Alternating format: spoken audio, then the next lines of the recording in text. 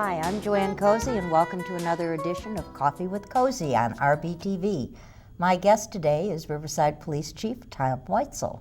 Welcome to the show, Tom. Thank you for having me. Oh, it is my pleasure.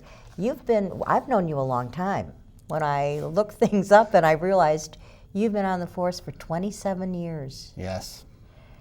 And actually, this is the only force that you've been on, with the exception of 2 years over at the zoo. Correct. I worked 2 years for the Brookfield Zoo Police Department and then transferred over to Riverside. And found a home, and we're glad that you're there. And you moved up through the ranks. You were a patrol officer and Sergeant, and then I went to detective sergeant after that for a 6-year assignment, then was promoted to lieutenant, finally deputy chief, and then in 2007 I was appointed chief. Yeah, following when Chief Kraszewski left, and it was an excellent decision. It was nice to have someone coming from within the ranks.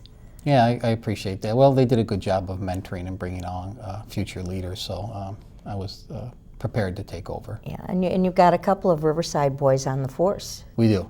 Yeah, we do. The Cruel brothers. Both John and Dave Cruel. Dave is currently the detective sergeant, and John Cruel is my deputy chief. And I remember them from Little League, and yes. Now they're John played football here at RB. Yeah, that's right. That's right. Yeah, and his brother David we used to refer to as Baby Cruel, but I don't think he'd appreciate that No. anymore.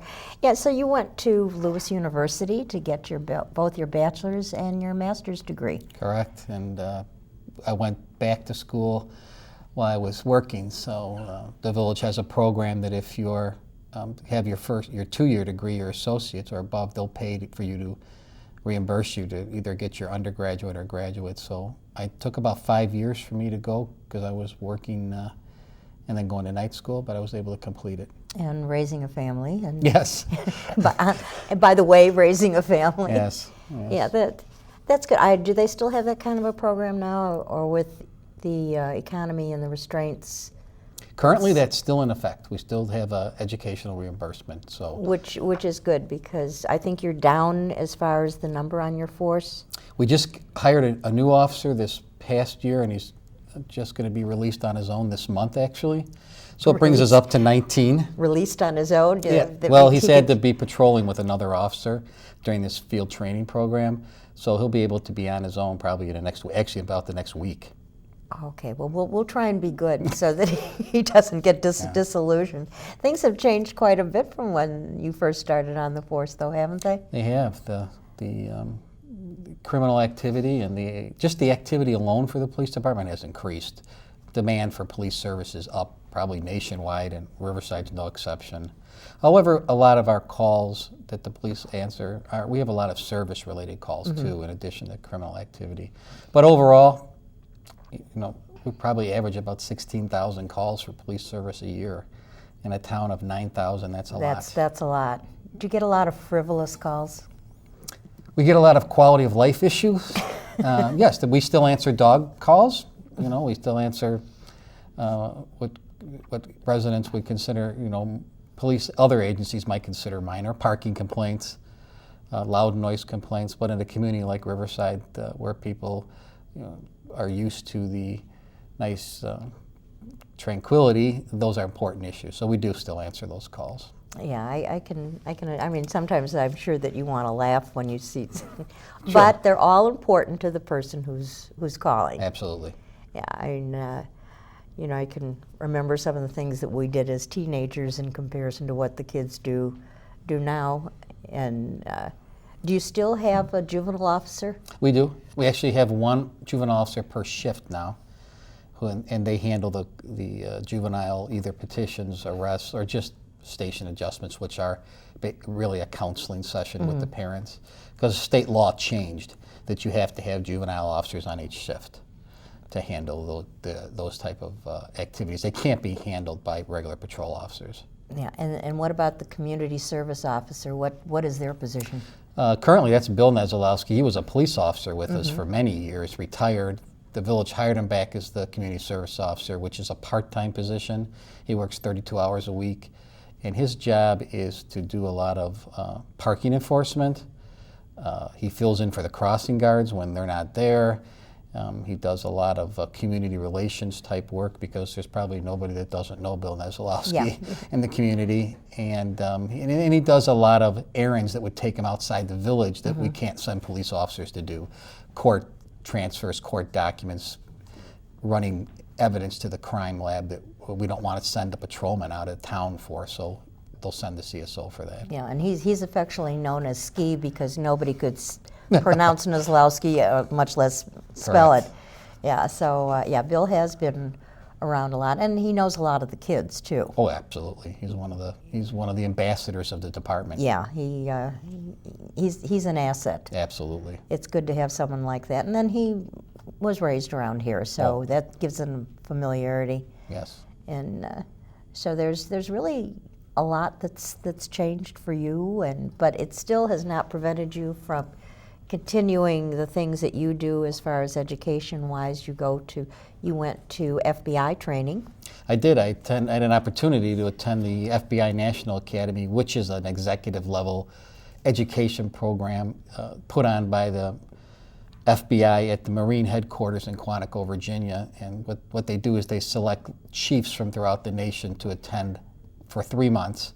I attended the summer session. You live on the Quantico base in Quantico, Virginia, and you study management and leadership practices and best practices. Quantico, it Marines? is. It's on the military base in Quantico, Virginia.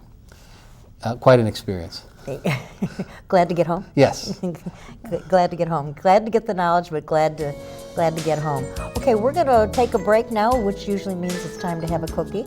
And we'll come back and we're going to talk about a few other things. Okay. And we're back again, barely enough time to have that cookie, wasn't it?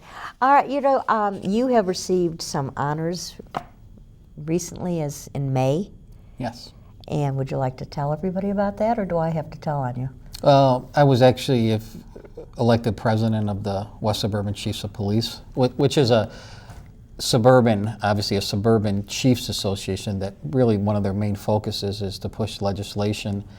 The West Suburban Chief incorporates about 35 West Suburban municipal police departments and the FBI and the Cook County Sheriff's Police. And I took over as president on September 15th. And what are some of the duties with this? It's to push pro-law enforcement legislation at both the state and national level, and to advocate for any pro-law enforcement, either legislation or training that might be out there for police officers. With the cuts in the state, are you finding that area being hit too? Severely. The state has cut back police training dollars throughout not only the West Suburban area, but throughout the entire state of Illinois. So part of my job and our association's mission is to go down to Springfield, to travel to Springfield, lobby for increased funding for training and some legislation that would allow us to do some training with our partners outside the state of Illinois. With this new Homeland Security money, they have some money for adjoining states to do training together, so we could train with Indiana or Wisconsin, that type of training. So we're pushing for those dollars to be released so that we can fund it without having to come from our own local municipalities' budgets. Yeah, and I suppose people can kind of push their legislators down in Springfield to support the police, because really you're kind of on your own otherwise. We are, and you rely on tax dollars, and there's only so much to go around. And there's no specific money set aside right now for training in law enforcement. It comes through the Illinois Training Standards Board, which gets their money from Springfield. So if we don't go down there and lobby for them to release money to the training board, we don't get any training dollars at all, zero. And yeah, so the squeaky wheel will get the oil. Absolutely. And now, do you spend a lot of time in Springfield, or? I travel to Springfield at least 6 to 8 times a year, and then we also appear with our local legislators that might have their regional offices in our area. But I'm at least in Springfield 6 to 8 times per year. Do you get any support from Cook County? Yes, we do. mostly from the sheriff, Tom Dart.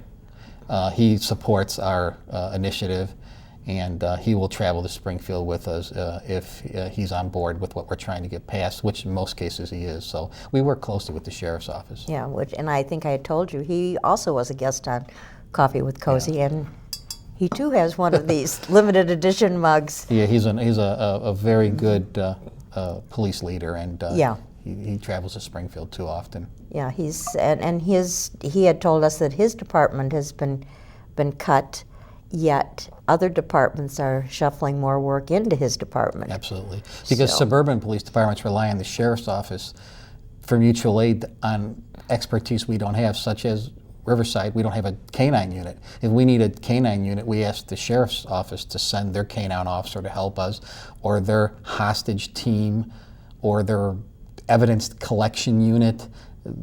We ask them to assist us. Well, if they don't have the funding, then they not only can they not help themselves, they can't help any other municipalities.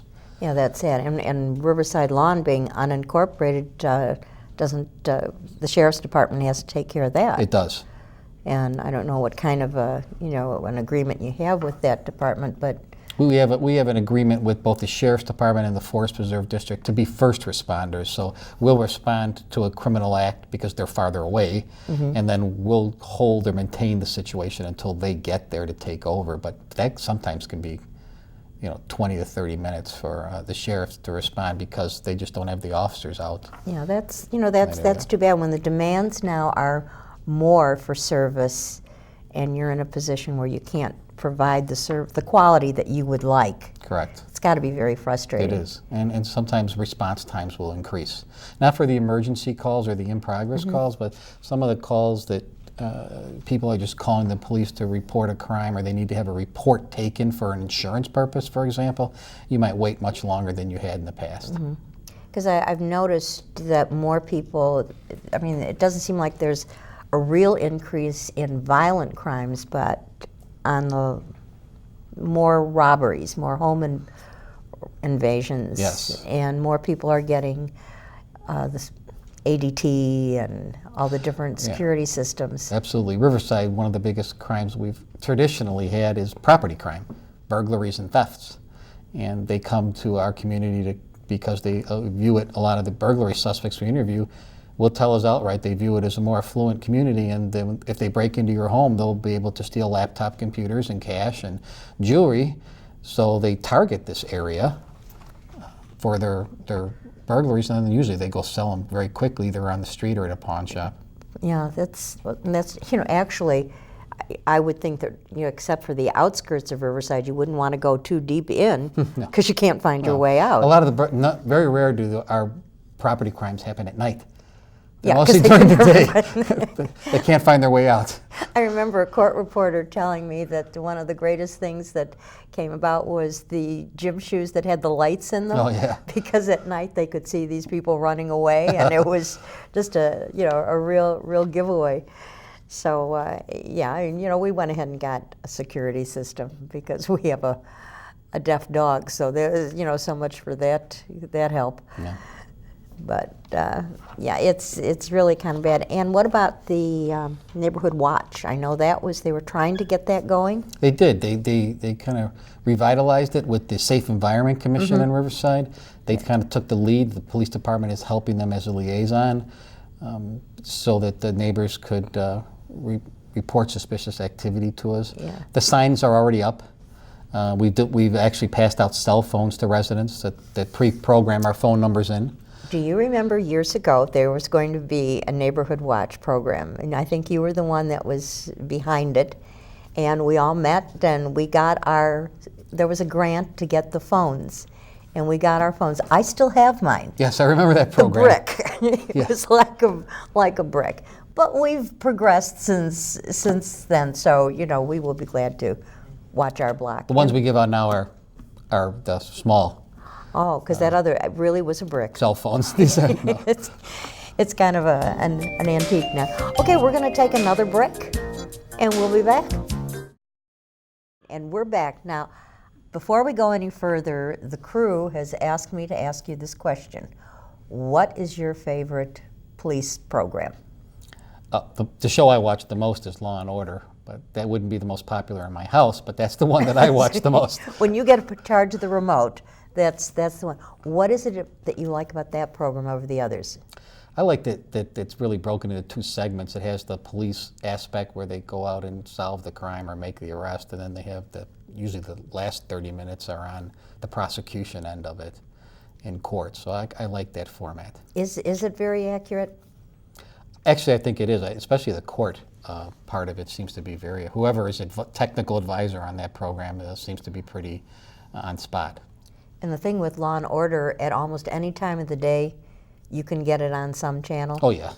I've seen more of the older ones than the newer ones. Yes. And when you already know what's going to happen, it sometimes takes the fun out of it. But yeah, I'm glad to hear you say that. I like that, even though, like I said, I do like psych. Well, my wife likes Burn Notice, so. Yeah, yeah. That's. I like when his mother yells at him. It makes I can identify. Okay, now that we have answered that burning question for the crew, we're going to move on, and I want to know about Wedge. Wedge is a pretty new concept for the West Suburban area. It stands for West Suburban Directed Gang and Drug Enforcement. It's a task force made up of currently 10 West Suburban municipal communities, basically the 10 communities that surround Riverside. The farthest north community would be Elmwood Park. And it's a part-time assignment, so the officers that are assigned to Wedge work 6 days a month, and they work very specific missions to either go out and suppress gang activity or drug activity. And during the summer months, they also work festivals and different events that suburbs might have, like a summer fest where they expect large crowds, and there could possibly be gang activity. The officers will be deployed there in plain clothes or tactical clothes. It's a non-uniform assignment. Yeah, is it helping to kind of keep the line on gang activity? It's been very successful. The Wedge officers are all experienced officers that the department picks to be selected. My agency, I have 2 officers assigned to Wedge, so we have at least 1 officer attend at least 1 call-out per month. And they've been very successful in doing long-term missions, which is a difficult thing in the smaller suburbs because it takes a while sometimes to arrest narcotics dealers unless you're doing just a buy-bust on the corner. So the officers have to develop the intelligence and then the casework and then the prosecution for court. So they've been very successful. Yeah, and are you finding that most of the gang and drug-related activity is coming from the outside? Absolutely. And moving in? City of Chicago is doing a great job of pushing criminal activity west. Oh, how nice. And as they get better at pushing it west, it lands in the immediate west suburban area.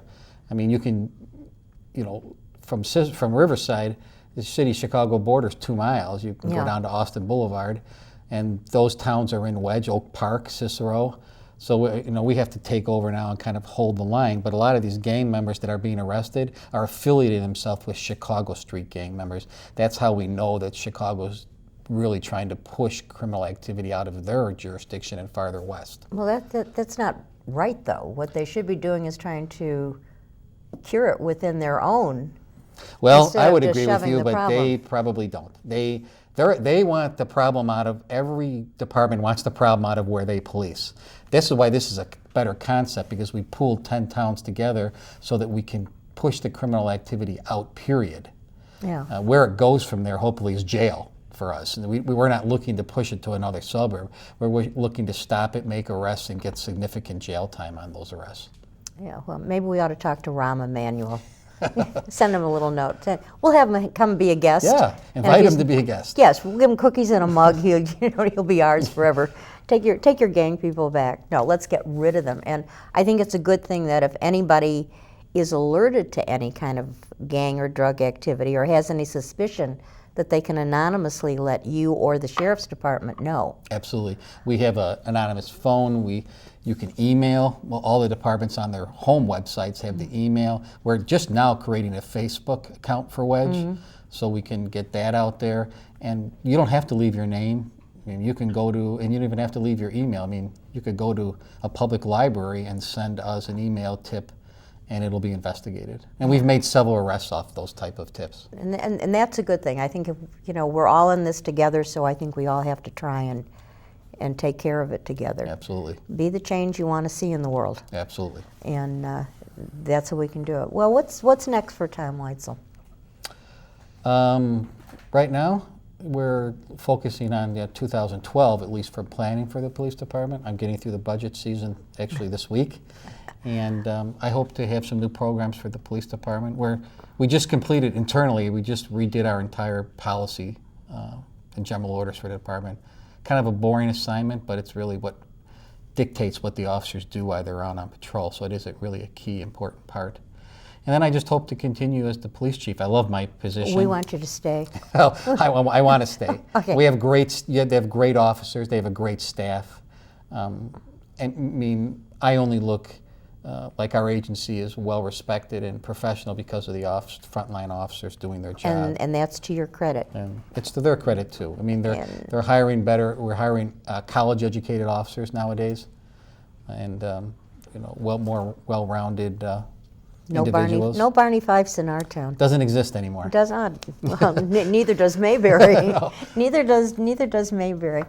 They're trying to tell us that our minute is winding down, and I'm really sad to see that, because you said, gee, that's a lot of time, 21 minutes, and it's flown by. It's gone by quickly. And much too quickly. And on behalf of the citizens of Riverside and my family, I want to thank you for what you do and the support that you have through the auxiliary and the younger people through the explorers, and that also is all to your credit. Well, And thank you. I especially appreciate you taking the time out.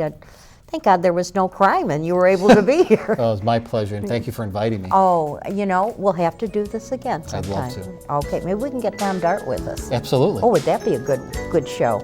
They're telling me to wrap it up, and so this is JoAnne Kosey saying thank you to my guest, Chief Tom Weitzel of the Riverside Police Force, and I will see you on RBTV and in the Landmark. And thank you to my producer, Ryan Lucas, and the rest of our student staff. Okay, we're out of here, and we could just sit and chat our way out.